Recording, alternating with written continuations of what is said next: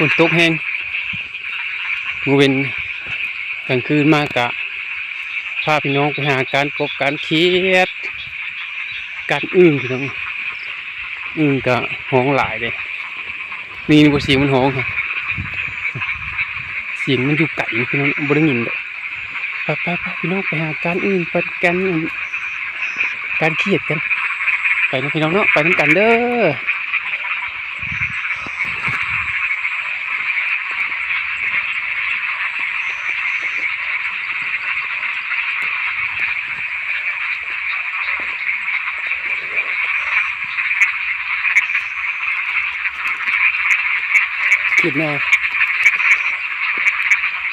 คิดหน้ากับตัวแง่อยู่แล้วพี่น้อง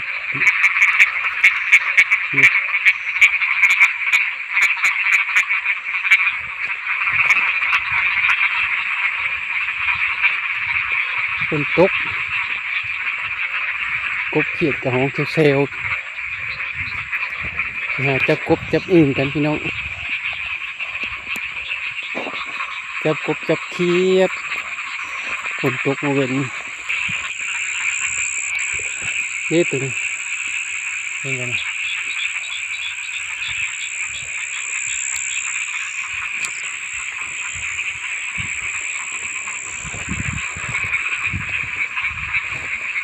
เอาอึ่งกันพี่น้องหาการอึ่งไปหาการอึ่งเขียดเล็กจุดเอา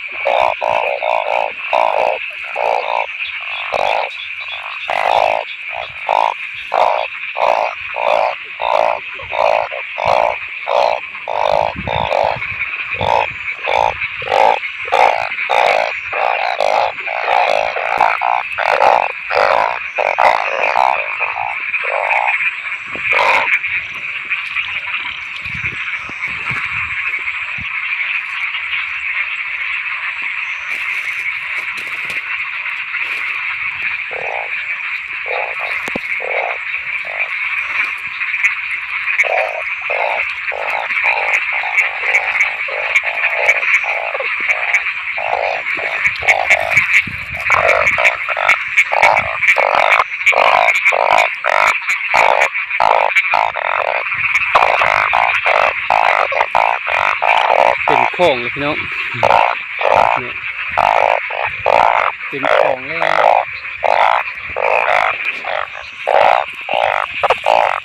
ตกการอึ่ง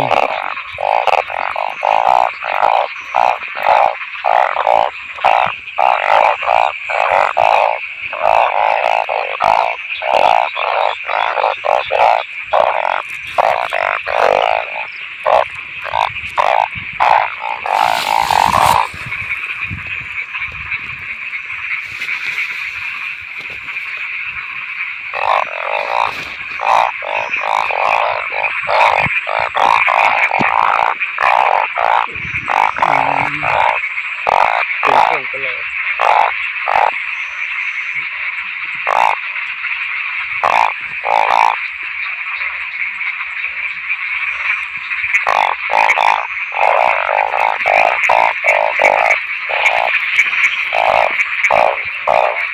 สีลงน้ำชิด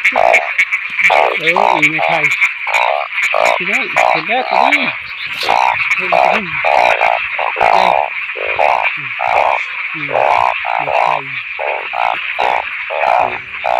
ไข่เต็มท้องไข่เต็มท้องเลย ใส่กระเป๋าอะไรแบบนี้เป็นของเลยของใส่กระเป๋าไว้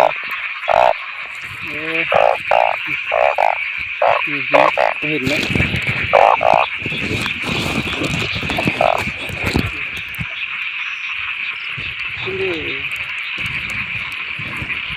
นี่คืออึ่งดาวเกี่ยวกับเฮ็ดตัวนี้มันเข้าเบาเลยเนี่ยเป็นแบบนี้เฮ็ดเกี่ยวกระหลายเลยเฮ็ดเข้าเบาตัวนี้ครับตัวคู่จะเป็นทำไมกัน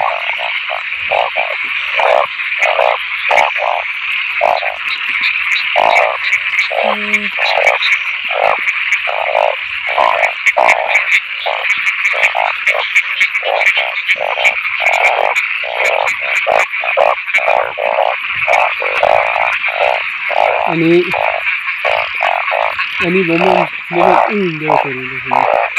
จะเป็นกระตัด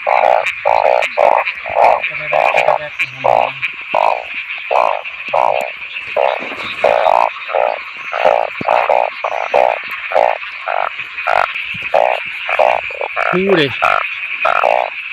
บ่ไปเรามันคือ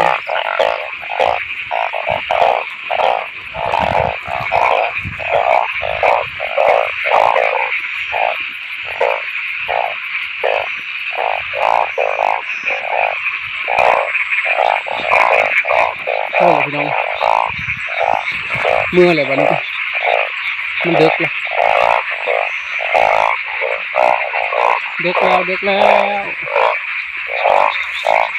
มานอนกัน